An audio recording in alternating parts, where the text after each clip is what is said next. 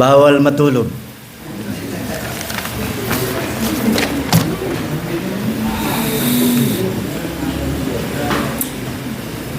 First Corinthians chapter 13, isa sa pinaka-popular, familiar, kaya isa sa mga nadaanan natin na pag-aaral, ito raw the love chapter ay katotohanang normally ay kinakapa hanggang ngayon ng maraming Kristiyano. Dahil hindi ganitong pagmamahal ang natutunan natin at hindi ganitong pagmamahal ang karaniwan or kadalasang nakikita sa iglesia. Even among our Rebab community. Kakapraso tayo compare sa ibang community. Pero malaking challenge natin sa bahaging ito ng kasulatan na inaasahang meron tayo bilang iglesia. Kaya muli, ibuksan nyo ang inyong mga Biblia sa 1 Corinthians chapter 12, beginning from verse number 31, but earnestly desire the higher gifts, and I will show you a still more excellent way. So, yung bang pagmamahal ang pinakamataas na kaloob? O yun ang pinaka mahalagang paraan para i-exercise ang iyong kakayahang maglingkod o kaloob? If I speak in tongues of men and of angels, but have not love, I am a noisy gong or a clanging cymbals. And if I have prophetic powers and understand all mysteries and all knowledge, and if I have all faith so as to remove mountains but have not love, I am nothing.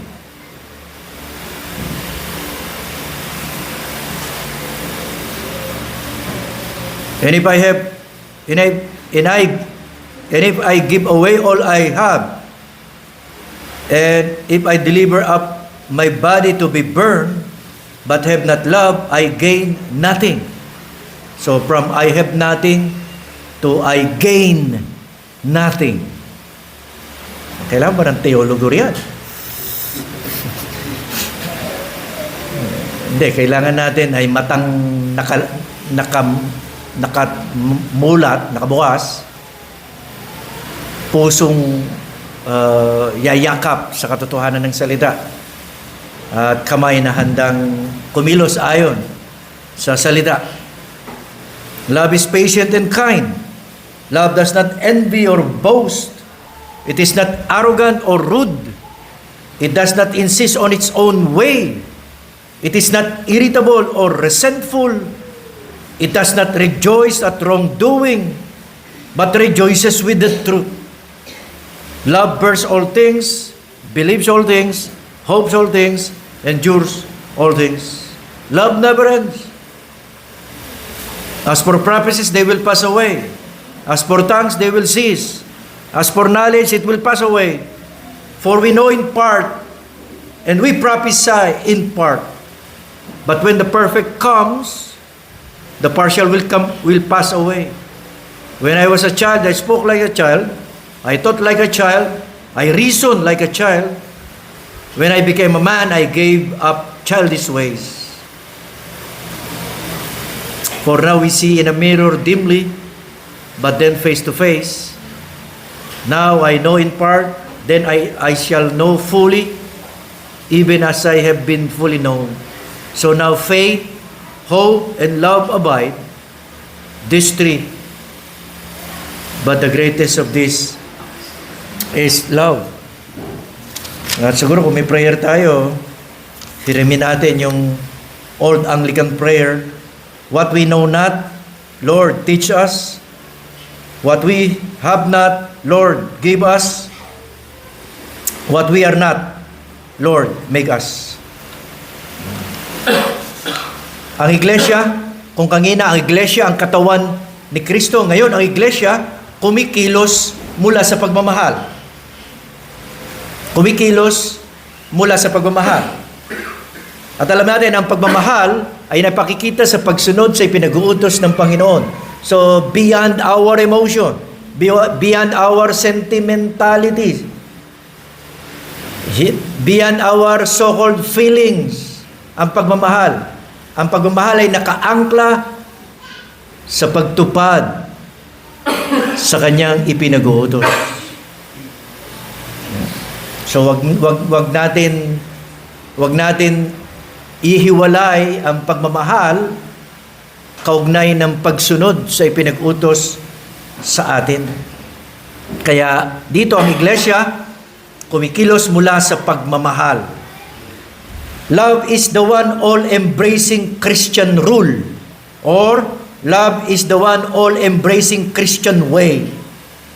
God cannot work through a loveless church. At may classic example tayo sa Ephesian Church, sa isang iglesia na sinulatan sa Apokalipsis o sa Revelation. A loveless church. A church, sabi nila, who is orthodox. Kung i-apply natin, a church who is reformed. Pero a loveless church. At may dahilan sila bakit sinasabi nila yan sa hanay natin. Na kita natin saan sila nanggagaling. At meron silang dahilan. Hindi ko yan itatanggi. Kaya kung nabigo tayo sa pagmamahal gamit ang mga kaloob, di ba dapat pagsisihan natin yan? Di ba dapat magpakumbaba tayo? And get up, pagpagin and move forward. Gamit o bit-bit o pinakikilos ng pagmamahal. May matingkad na pagkakaiba ang kaloob, gifts, at dun sa grace, dun sa grace of love. Una, mga kaloob, ito yung mga bagay na may kinalaman sa kakayahan.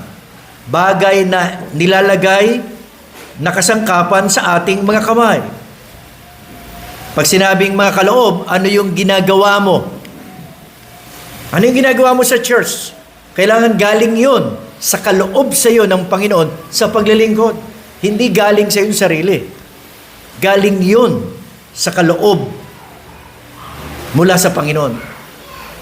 Nagkakaproblema ang church kapag kumikilos ang isang miyembro o ang mga miyembro o even pastor nang hindi ayon sa kaloob sa kanya.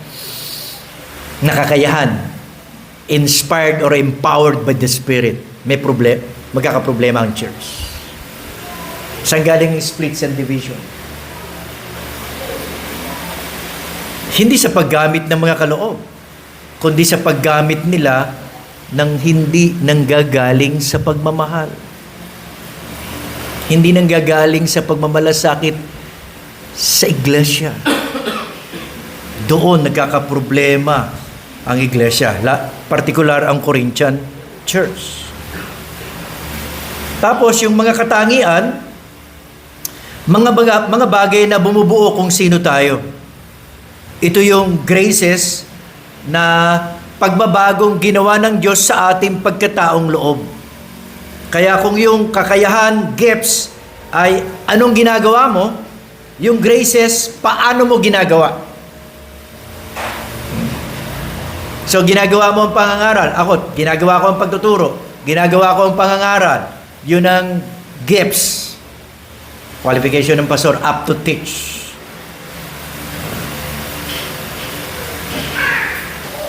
Tapos yung graces, ito yung paano mo ginagawa. Galing ba ito sa pagmamahal mo sa Panginoon at sa kapatiran? Kung hindi galing yan sa pagmamahal, magkakaproblema yan along the way. Magkakakrak yan along the way. Na pagmumulan ng tension, conflict sa bandaron. kung hindi galing sa pagmamahal. At yan ang ipinakita sa atin ni Apostol Pablo sa kawalang kabuluhan at kawalang kapaki-pakinabang ng kawalan ng pagmamahal. Kahit na mga dakila ang ginagawa. 1 Corinthians 13, 1-3, di ba? Sinong hindi matutuwa sa mga kaloob na ito? Bilang iglesia. Pero kung wala itong pagmamahal, o kung hindi ito pinakikilos ng pagmamahal, o kung hindi ito nagmumula sa pagmamahal, ano sabi ni Paul? I am nothing. Yung gumagawa nito, you are nothing. Tapos sa paggawa mo nito, you gain nothing. Tao lang ang matutuwa niyan. Pero ang Diyos, hindi. At sino ba ang gusto natin bigyan kaluguran sa church? Ang tao ba? Si pastor ba? Si deacon ba? Hindi. Ang Diyos. At malulugod natin ang Diyos. Maluluwalhati natin ang Diyos sa paggamit ng mga kaloob mula sa pagmamahal. Yun, alam ng Diyos yun. Ang alam ng tao, ang makikita ng tao, yung paggamit mo ng kaloob, di ba?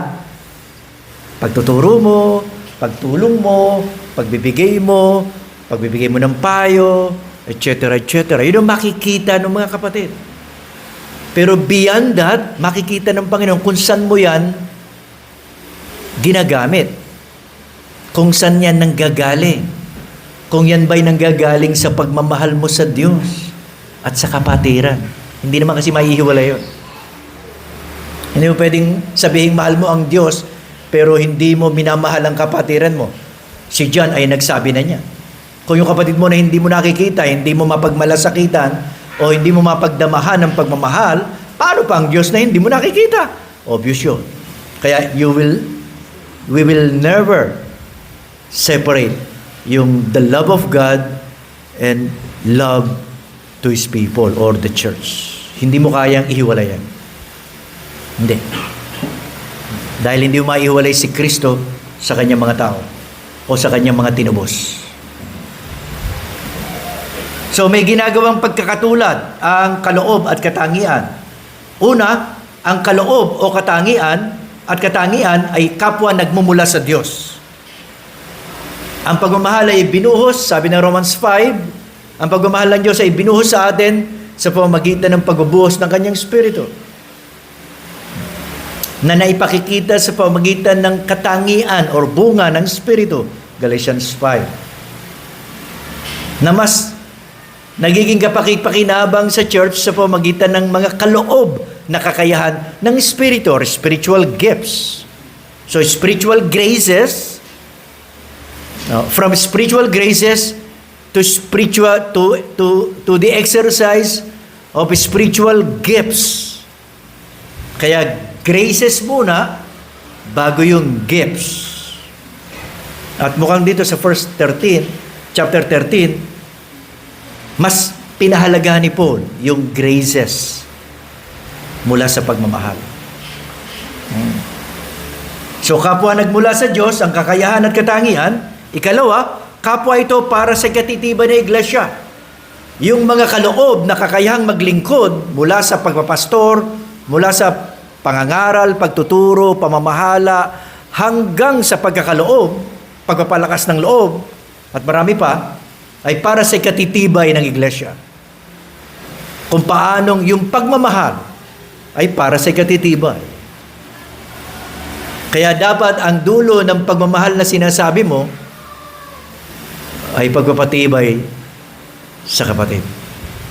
Pag-establish, pagtatayo sa kanya, kumbaga, bilang kapatiran. Kapwa nagmula sa Diyos, kapwa sa katitibay. Ikatlo, ang kakayahan at katangian ay kapwa may direksyon sa paglago o pagkakaisa. Yung pagmamahal sa ngalan ng pagkakaisa o mula sa pagkakaisa. Ang paglilingkod sa ngalan o mula sa umiiral ng pagkakaisa. Meron ang mga biyaya na wala ang mga kaloob. Una, ang mga biyaya o katangian ay dumarating sa lahat. Ang mga kakayahan ay sa ilan. So, hindi lahat makapangangaral. Hindi lahat makapagtuturo. Pero lahat may biyaya ng pagmamahal. Dahil lahat nagtataglay ng banal na Espiritu. Lahat ay mananampalataya. Ikalawa, ang mga katangian ay mas dakila kaysa mga kakayahan. Sa katunayan, nakadepende sa kaloob ng Diyos ang kakayahan, habang ang mga katangian ay nagwawagi sa ating kagustuhan. Nagwawagi ayon sa ating kagustuhan. Bilang mananampalataya ka, kailangan mong magpahinuon. Kaya medyo mapipigilan mo yung sarili mo. May self-control. Pero yung kaloob, nakadepende yan sa kalooban mo. Pwedeng hindi ka makapagturo kung tinatamad ka. Or magdahilan ka. Pero ang totoo, tinatamad ka. So may control ka sa giftings mo. Yun ang ibig ko sabihin. Pero sa graces, wala. Dahil ikaw yun. Katangian mo yun bilang mananampalataya. Kaya sinasabi, when grace and gifts are present, grace influences the gifts toward a due exercise, prevents their abuse, and subordinate them to the glory of God. Yun ang sabi ni John Owen. Kapag yung paggamit ng kakayahang maglingkod ay hindi mula sa pagmamahal, maaabuso. Subject yan sa abuse, sabi ni John Owen.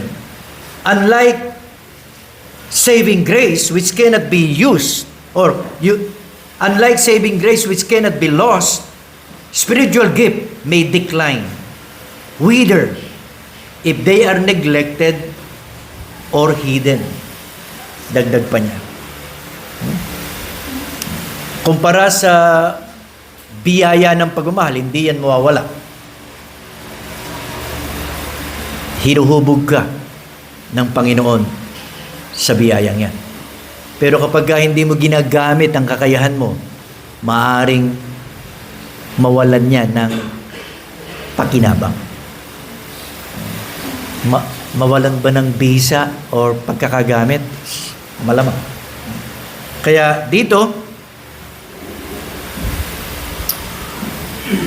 buo din natin ang chapter 12:31 hanggang chapter 13:8 to 13. May natatanging paraan upang ang mga kaloob na espiritual ay maging mabungang kasangkapan. Anumang gawain ng paglilingkod ay walang kabuluhan kung walang pagmamahal. Chapter 12:31 hanggang chapter 13 verse 3. Sinabi nga natin, mula sa I am nothing, yung gumagawa, I gain nothing sa ginagawa.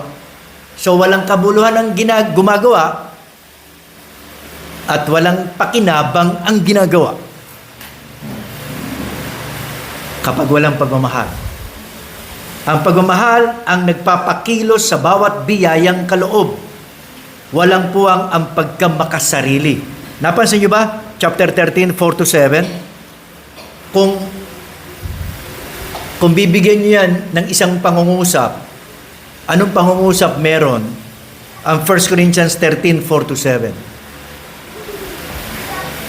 Ang pagmamahal ay hindi makasarili o hindi nakasentro sa sarili.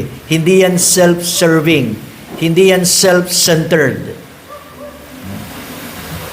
At least, yun ang idea. At chapter 13, 8-13, kumpara sa mga kaloob na kakayahan ng paglilingkod, ito'y matatapos. Ngunit ang katangian ng pagmamahal ay magpapatuloy. Kaya anong proposition natin sa 1 Corinthians 12, 31-13? Ito po. Ang mga kaloob ng paglilingkod sa iglesia ay kailangan nasa ilalim ng interes at pamamahala ng katangian ng biyaya sa pangunguna ng pagmamahal. Simply put, ang paggamit mo ng iyong kakayahang makapaglingkod ay nasa ilalim o pinamamahalaan ng pagmamahal sa Diyos. Dahil yung paglilingkod mo sa kapatiran nyo, pero dapat nanggagaling yon sa pagmamahal mo sa Diyos. So, hindi mo pa rin maihiwalay ang pagmamahal mo sa Diyos, inward, at yung pagmamahal mo sa kapatiran, outward. Kasi yun ang makikita. Pero nanggagaling yon sa pagmamahal mo sa Diyos. Ulitin ko ang proposition. Ang mga kaloob ng paglilingkod sa iglesia ay kailangang nasa ilalim ng interes at pamamahala ng mga katangian ng biyaya sa pamamagitan ng pagmamahal. Pag hindi nagmumula sa pagmamahal, pag hindi ka nanggagaling sa pagmamahal, ang iyong ginagawa ay walang kabuluhan, you gain nothing. Ikaw mismo na gumagawa niya ay walang kabuluhan. You are nothing. Masakit yun, sabi ni Paul. Yun ang sabi ni Paul, 1 Corinthians 13, 1-3, di ba? You gain nothing. You are nothing. Sa tingin ng Diyos, ha? Dahil maaaring makinabang ang kapatiran, maaaring makinabang ang iglesia. Maaaring makinabang ang ibang iglesia sa ginagawa mo. Pero sa tingin ng Diyos, wala itong kabuluhan. At ikaw na gumagawa niyan, walang kabuluhan. What a rebuke sa atin. Kung ang ginagawa natin ngayon ay hindi nagmumula sa pagmamahal. Ang paggamit ng mga kaloob ay kailangang magmumula sa pagmamahal. Obvious ba yun? Pagmamahal na ibinuhos sa pamamagitan ng kanyang spirito. Ephesians chapter 1, beginning from verse 14, na sa spirito tinatakan tayo. Sabi ng Romans chapter 5, ibinuhos ang spirito sa atin. Pagmamahal na inuugat mula sa Diyos sa pamamagitan ni Kristo. Pansinin nyo yung Trinitarian expression ng pagmamahal. God loved the world. He gave. So, love from the Father. Pwede na yun. Bagaman absolutely considered, hindi mo pwedeng pag-iwalay ng Trinity. Theologically, hindi yan malusog. Pero, dinidistinguish natin. Yung pagmamahal ng Ama, He give. Yung pagmamahal ng anak, He give Himself as a sacrifice. Paano yung pagmamahal ng Espiritu? Nakikisama. Fellowship. Communion. Kaya doon natin uhugutin yung sense, understanding natin ng pagmamahal. Kaya kung ang fellowship ay nanggagaling sa kilos ng Espiritu,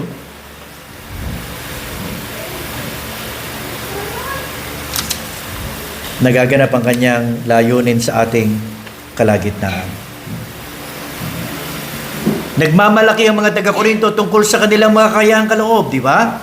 Mas pinapahalaga nila ang mga ginawa para sa iglesia kaysa relasyong nagtatali sa kanila kay Kristo.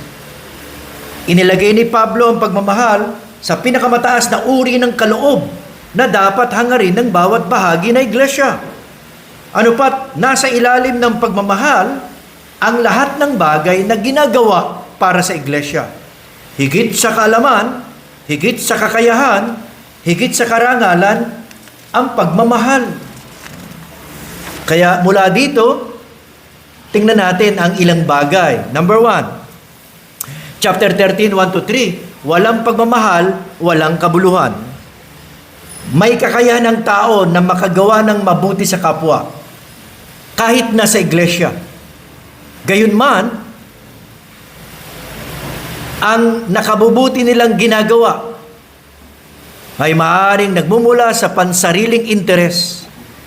Dito nagkakaiba ang mabuting ginagawa ng mga pinakikilos ng pagmamahal. Kailangang makita ang pagkakaiba natin sa mabubuting ginagawa ng ibang tao na kaya rin natin sa pamagitan ng pagmamahal na pinaggagalingan o pinagmumula natin. That makes us distinct or different. Ba't mo ginagawa yan? Sa ngalan ng pagmamahal ng Diyos. Ito ang tugon ko, pagmamahal. Di ba yun ang sabi ng Scripture? We loved Him because He first loved us. Kaya kung hindi galing doon, walang kabuluhan. Pero ilang beses tayo natatagpuan hindi nagmumula sa pagmamahal. Sa aming mga pastor, nagmumula kadalasan sa aming tungkulin, sa aming mandate. I need to do this. I need to go there. Pero nasaan ang pagmamahal? Kaya kung hindi galing sa pagmamahal, be reminded sa sabi ni Apostol Pablo, we are nothing, we gain nothing. Ang mabuting ginagawa ng mga Kristiyano ay dapat o inaasahang nagmumula sa kamalayan ng pagmamahal sa Diyos, pagmamahal ng Diyos na may pagsunod sa kanyang ipinag-uutos. Para sa Diyos, anumang paglilingkod ay nagiging katanggap-tanggap kapag ito'y nagmumula sa pagmamahal. Again, kung paanong sinabi ng Hebrews chapter 11, verse 6, kung paanong hindi nakalulugod sa Diyos ang hindi gawa ng pananampalataya, ganun din naman, hindi katanggap-tanggap sa Diyos ang gawa ng hindi nagmumula sa pagmamahal. At ang pagmamahal at pananampalataya ay hindi maihiwalay sa buhay Kristiyano. Kumikilos tayo sa liwanag ng pag-asa, sa liwanag o sa katibayan ng pananampalataya, at sa kilos ng pagmamahal. Faith works by love. Yun ang sabi ni Paul sa Galatians. Kaya may kombinasyon yan na hindi talaga natin maihiwalay. Ang binibigyan ng emphasis at priority ni Apostol Pablo ay ang kadakilaan, ang mas nakaihigit sa tatlong ito ay ang pagmamahal. Ay ang pagmamahal. Kaya ikaw at ako ay bunga ng pagmamahal ng Diyos. Ang pagliligtas na kay Kristo ay bunga at nagmumula sa kanyang pagmamahal. Kaya love child ka ng Diyos at ang iglesia ay nagmula sa kanyang pagmamahal. Kaya para sa Diyos, anumang paglilingkod ay kinakailangan ng gagaling at nagmumula sa kanyang pagmamahal. Sa liwanag ng pagmamahal, ginagamit ang mga kakayahan sa paglilingkod. Nagiging questionable ang gawain ng paglilingkod kapag hindi ito nagmumula at pinakikilos ng pagmamahal. Pagmamahal na umaayon sa pagsunod sa kanyang mga utos. Again, hindi rin natin maihiwalay yung pag-exercise ng pagmamahal mula sa pagsunod. Hindi mo pwede sabihin mahal mo ang Diyos, pero hindi ka sumusunod sa kanyang mga utos. Dahil lang sabi ng mismo ng Panginoong Hesus, if you love me, keep my commandments. Kaya yung pagmamahal mo, regulated yan, guided, or under the rule ng kanyang salita. Governed by His word. Kaya hindi yan pagmamahal lang na ikaw ang magdi-define. Hindi. Pagmamahal yan na ang Diyos ang nagdi-define, ang Diyos ang mag-govern sa pamamagitan ng kanyang salita. Objective kaya yan. Bagaman may damdamin ka rin dyan, may emotion din dyan. Pero yan, actually, is an objective reality sa mga mananampalataya dahil sa pagtubos na kay Kristo mula sa pagmamahal ng Diyos. So yun ang number 1. Walang pagmamahal, walang kabuluhan. Number 2, ang pagmamahal ay para sa ikabubuti ng lahat. Chapter 13, 4-7. Ang mga description ng katangian ng pagmamahal dito ay taliwas at kontra sa espiritu ng mga taga-Korinto sa paggamit nila ng mga kakayahang kaloob sa paglilingkod. Dahil dito, ang espiritualidad ng iglesia ay napakahina. Walang kabuluhan, sabi nga ni po. So ito ang problema ng Corinthian believers. Kanya-kanya silang pagmamalaki sa anumang kakayahang meron sila na ginagamit sa iglesia. At ipinagmamalaki nila yan. Na para bang nais nila na sila'y parangalan. Yan ang problema na tinutuligsa ni Apostol Pablo dito sa mga kapatid sa Korinto at itinutuwid sa pamamagitan ng pagpapatingkad. Hindi nyo dapat gawin yan.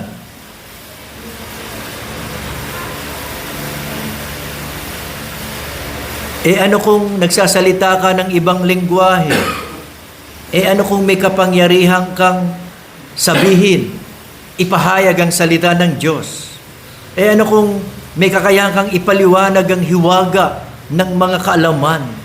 Ano kung ikaw ang pinakamalakas ang pananampalataya kung wala kang pagmamahal? Tapos. So, ito ay nagsisilbing rebuke, pangtuwid at pangsansala ni Apostol Pablo sa nagaganap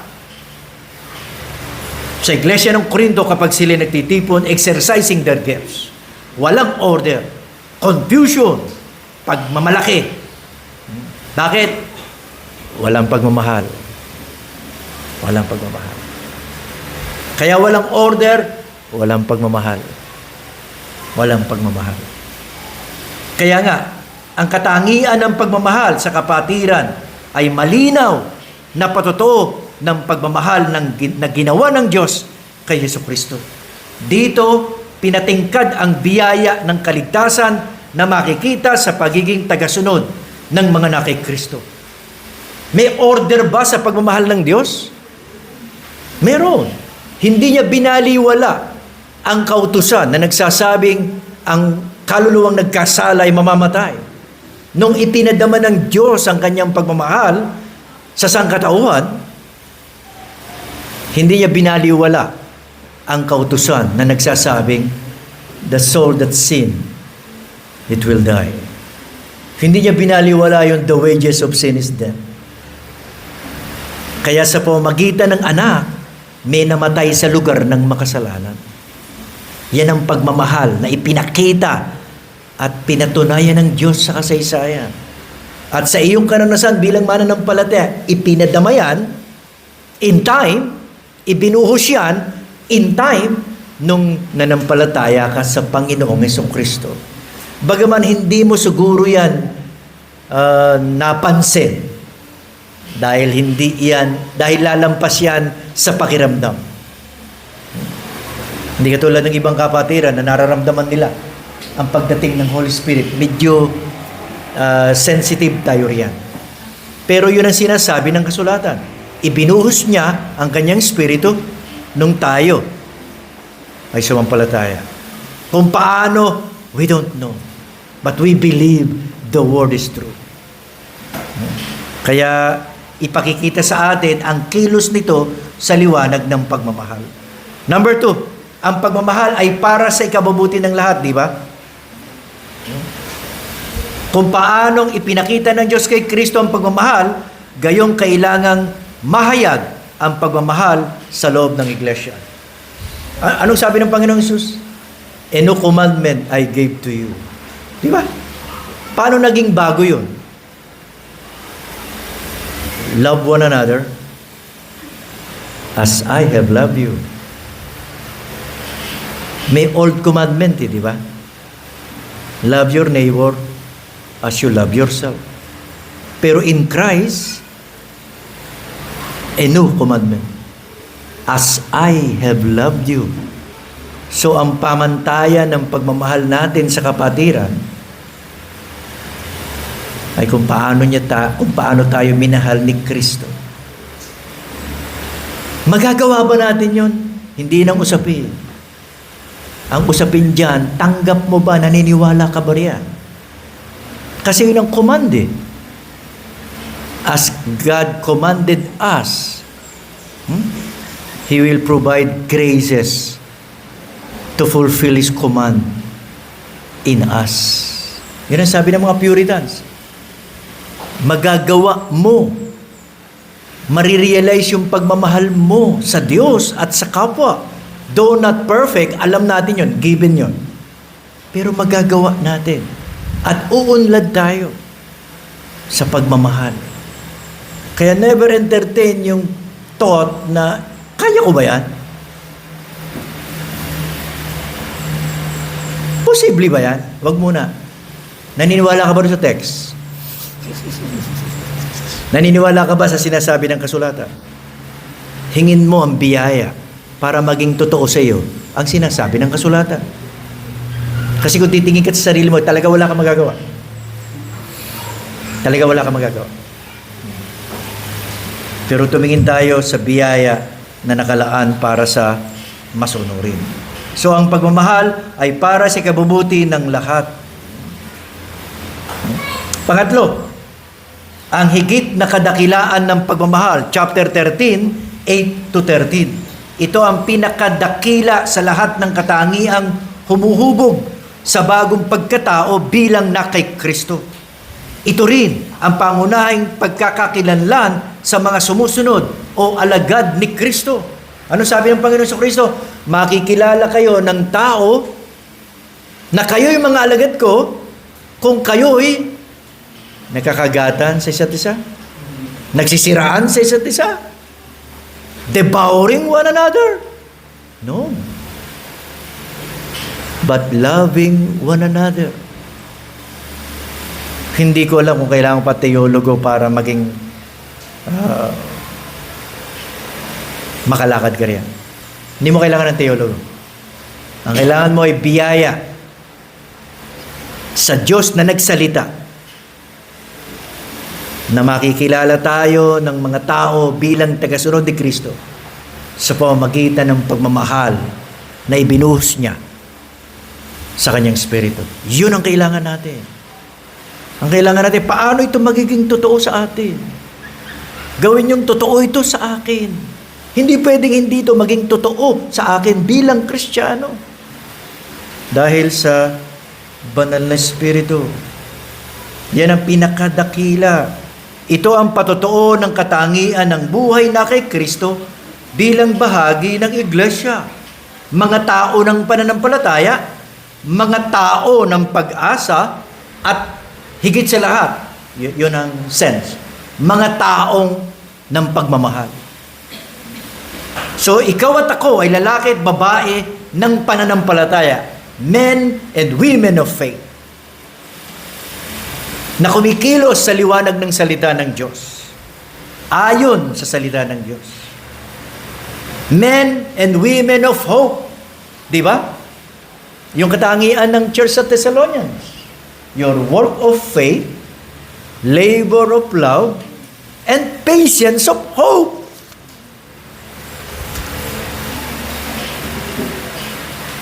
Yan ang Trinitarian graces of the Christian life. O pwede natin sabihin, Trinitarian graces of the church's life. Kaya lang, the greatest is love. Yun lang ang point ni Paul. And don't go farther. Lalo na theologically, medyo malalayo ka riyan. So, hindi na nananampalataya ang Diyos, ni hindi siya umaasa. Gayunman, nagmamahal siya. That makes love the greatest of all. Ito ang dahilan kung bakit ang pinakadakila ay pagmamahal.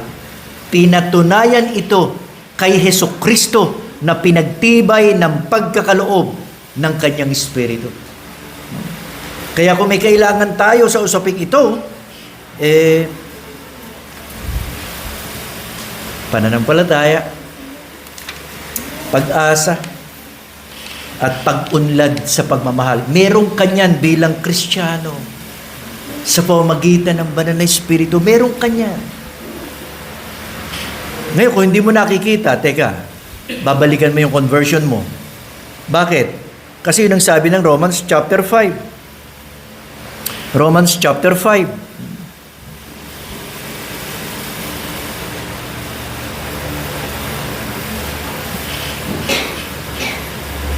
Romans chapter 5. But God, verse 8, shows His love for us in that while we were yet still sinners, Christ died for us. Reconciled. We were reconciled to God. A former enemies, verse 10. We also rejoice in God, verse 11. Saan galing lahat yan? Verse 5. And hope does not put us to shame because God's love has been poured out into our hearts through the Holy Spirit who was given to us. Naramdaman mo ba yan? Hindi ko naramdaman. Di dumaan sa senses ko eh. Hindi eh.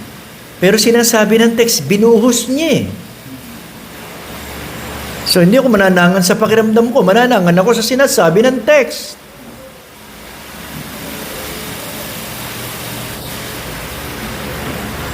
Another text before we proceed. Ephesians 1. Ephesians 1. Ephesians 2. Sorry.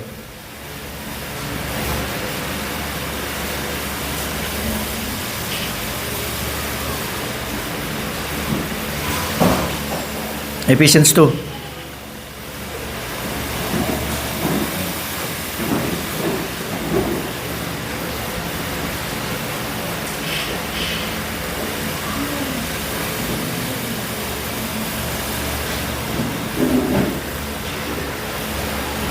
Oh, sorry.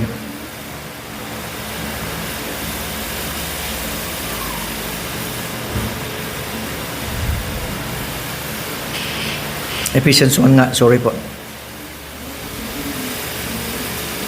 13. In Him you also, when you heard the word of truth, the gospel of your salvation, and believe in Him, in Christ, we were sealed with the promised Holy Spirit, who is the guarantee of our inheritance until we acquire possession of it to the praise of His glory. So halos simultaneous, magkasabay. Yung sense ng pagbubuhos, yung sense ng pag-seal upon believing. Yun. The moment we believe. Kaya tanggapin natin ang katotohanan yan at lumakad tayo sa liwanag ng mga katangian, bunga ng Espiritu at kaloob niya sa paglilingkod. Kaya ito'y pinatunayan ng Panginoong Kristo sa pagbibigay ng kanyang sarili, pinatunayan ng Diyos Ama sa pagbibigay ng kanyang anak, pinatunayan ng Espiritu sa kanyang pagtuturo sa liwanag ng mga sinabi at itinuro ng Panginoon. Ngayon, anong hamon at application natin? Number 1. Anong ginagawa mo ngayon para sa kapakanan ng kapatiran? Nagkasalita ako sa 18 members ng Lamont Reformed Baptist Church. Anong ginagawa mo ngayon para sa kapakanan for the sake of the church?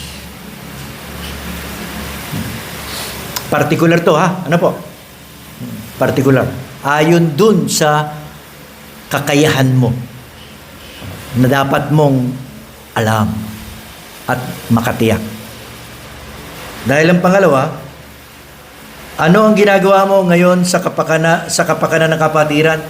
Pangalawa, mula ba ito sa kakayahan mo? Kaloob ng Espiritu. Hindi ka pwedeng kumilos ayon lang sa gusto mo. May regulated, kahit yung pagkilos natin ang ayon sa ating kagustuhan. Pagkilos ito ayon sa kaloob ng Espiritu sa atin. Yan ang ordered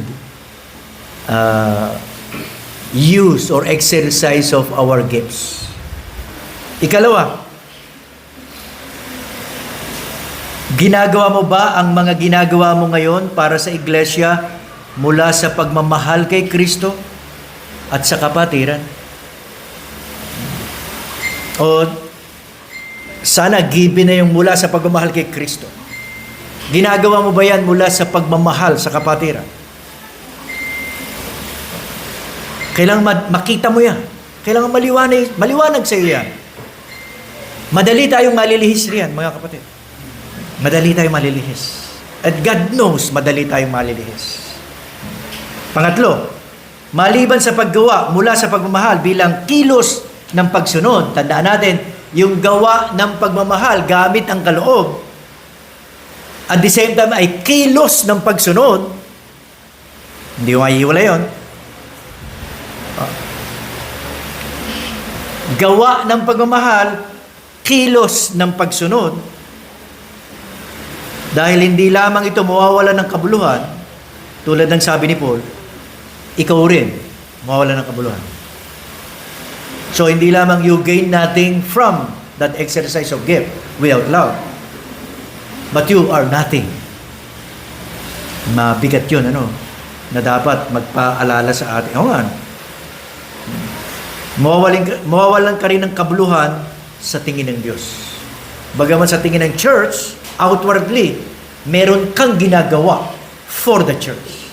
Pero kung hindi ito mula sa pagmamahal, ayusin natin. Ayusin mo. Ikaapat at panghuli, huwag mong baliwalain ang kaluguran ng Diyos sa paglalagay sa iyo sa iglesyang ito. May layunin ang pagiging bahagi mo. Sundin mo ang ipinahayag na kalooban ng Diyos para sa iglesia kung saan bahagi ka. Sundan mo ang ipinapahayag na kalooban ng Diyos para sa iglesia kung saan bahagi ka.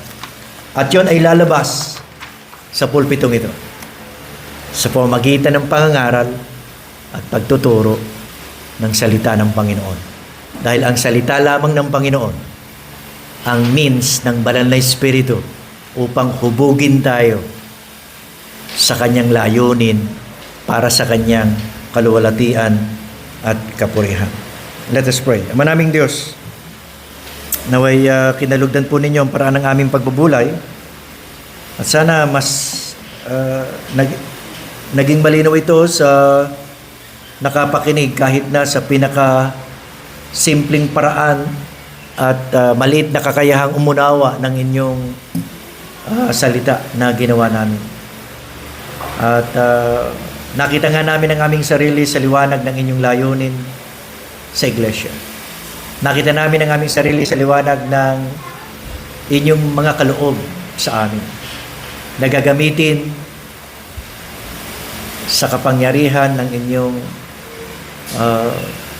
pagmamahal na ibinuhos, pinatunayan sa pamamagitan ng aming Panginoon Jesucristo at sa pakikisama ng kanyang Espiritu.